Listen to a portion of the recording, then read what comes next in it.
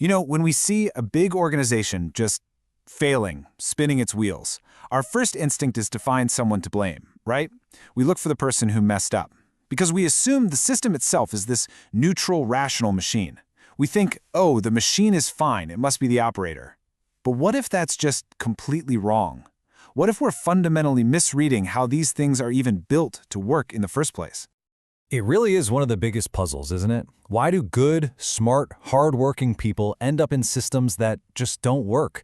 We see it all the time. Capable people go in and mediocre results come out. And we usually chalk it up to, apathy or incompetence. But what if that's the lazy answer? What if the problem has nothing to do with the people? So here's the thing. The failures we see, they're not random accidents. They're not just a collection of individual mistakes. They are predictable. They're practically inevitable outcomes of how the system is built from the ground up. The logic isn't in the people, it's baked into the architecture. So if we really want to understand why things go wrong, we need to stop looking at the resumes of the employees and start looking at the blueprints of the organization itself. All right, so where do we start? First, we have to tear down this big illusion we all have. This idea that organizations are these perfectly rational machines, built to do exactly what they say they do. On paper, that's what they are, right? An organization is supposed to be a tool. It's engineered to hit specific targets. It takes in information, it makes decisions, it solves problems. That's the face they show the world, a clean, efficient machine for getting things done. But here's where it all takes a sharp turn. Over time, something shifts. The system's internal programming starts to drift away from its public mission. A new, unspoken prime directive takes over. Self-preservation. The system learns that actually solving the big problems it was created for can be messy. It's disruptive. It costs a lot. And frankly, it can threaten the existing structure. So, very quietly, its main job changes from solving problems to just surviving, from effectiveness to endurance. And once that survival instinct kicks in, it completely changes how the system sees the world. It starts making a very important distinction, not between right and wrong, but between what's manageable and what's actually true. Okay, so let's break that down. The system learns to see problems and situations as two totally different things. A problem is neat. It's a little blip, something you can fix with a checklist. Think about a single customer complaint email. That's a problem. You can answer it, maybe give a refund, and boom, ticket closed. But a situation?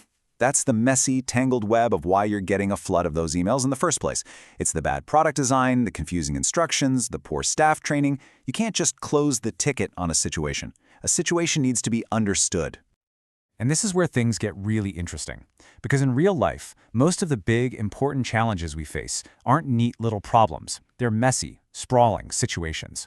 You know the kind I'm talking about, where the actual goal is fuzzy, you're not even sure what the root cause is, and the tools you have feel, just not up to the job.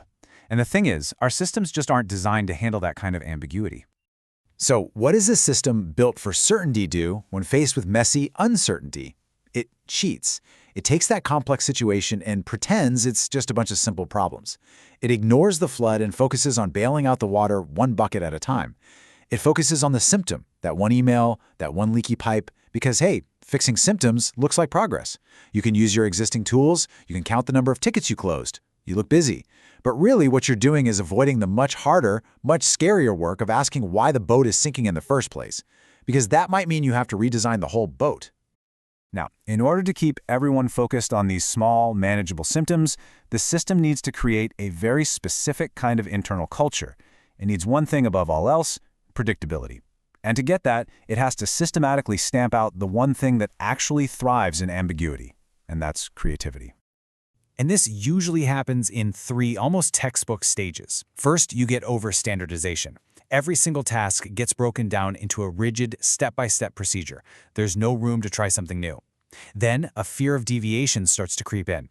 Doing anything that's not by the book isn't seen as innovative. It's seen as a risk or just plain wrong. And all this leads to the final stage, procedural obedience. This is where following the rules becomes more important than actually getting the right result. And you have to understand the logic behind this. It's not malicious. Nobody is sitting in a room thinking, how can we crush creativity today? No, it's a direct byproduct of an architecture that is obsessed with control, efficiency, and predictability. When your number one goal is to make sure everything is the same, every time, then genuine creativity becomes your #1 enemy. Because creativity by its very nature is unpredictable. It's the first thing to go. So let's be absolutely clear. We're talking about a design failure here, not a conspiracy. No one sets out to build a creativity removal machine. It's more like they set out to build a predictability and control machine, and the elimination of creativity is just the exhaust. It's the logical, totally unavoidable side effect of that design choice. Okay, there's another piece to this puzzle. It's about how the system handles information and power. Think about it. If you want to make sure no one ever really sees the whole situation, you have to make sure no single person is ever responsible for the whole problem. We now know that real innovation, real problem solving, happens when you look at the whole system, the networks, the connections, the big picture. But so many of our organizations are still stuck in the past. They're built to manage individual people doing individual tasks in isolation. The design itself prevents anyone from getting that bird's-eye, systemic view. Here's a good way to picture it. Imagine a huge, complex problem is like one giant project file. What does the system do? It rips the project into 100 little pieces, puts each piece in a separate folder, and hands one folder to each department. So now everyone is busy perfecting their own little folder, but nobody, and I mean nobody, has the permission or even the ability to see the whole project. And that's not a mistake. That siloing is a feature, not a bug. It's a defense mechanism.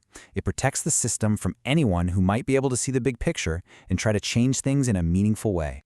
Because when you chop up information and lock away the power to make decisions, you starve creativity of its two essential nutrients, context and the power to act, right? If you can only see your tiny piece of the puzzle, how can you ever have a big insight? And even if you do, if you have zero authority to do anything about it, that idea just dies on the vine. This whole design creates a culture of diffused responsibility. If no one owns the whole problem, no one feels responsible for solving it, and the status quo remains perfectly safe. So all of this forces us to completely rethink what creativity even means inside these kinds of systems. We need to get this image out of our heads of brainstorming sessions with colorful sticky notes and wild ideas. It's not that. It's something much deeper and honestly much more difficult. Let's call it structural courage. What is that? It's the capacity of an entire organization to look in the mirror, to turn its analytical gaze on itself and honestly diagnose its own design flaws. It's the willingness to admit, hey, the way we're built is actually causing the problems we're trying to solve. It's the courage to say, we don't understand this yet, and to fight that powerful urge to just slap on a quick procedural band-aid. And this is a really crucial shift in thinking. The most creative thing you can do in a broken system isn't coming up with a shiny new idea. It's the act of diagnosis. It's just seeing things as they actually are, without the fog of self-preservation getting in the way. It's an act of perception, not imagination. And you have to realize, in a system that is literally designed to look away from its own flaws, the simple act of seeing clearly is maybe the most radical, creative act there is. And it makes sense, right? The bigger the change that's needed, the more of this structural courage you're going to need just to get the conversation started. You can make small tweaks, sure. You can shuffle the deck chairs without it. But real, transformational change, that can only happen after a system has had the courage to face the full, uncomfortable truth of what it has become. So I'll leave you with this question. What if our obsession with finding quick solutions is the very thing holding us back?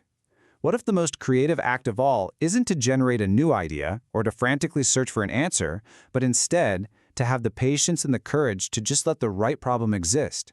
To let that complex, messy situation sit there in all its ambiguity long enough for us to finally, truly understand it.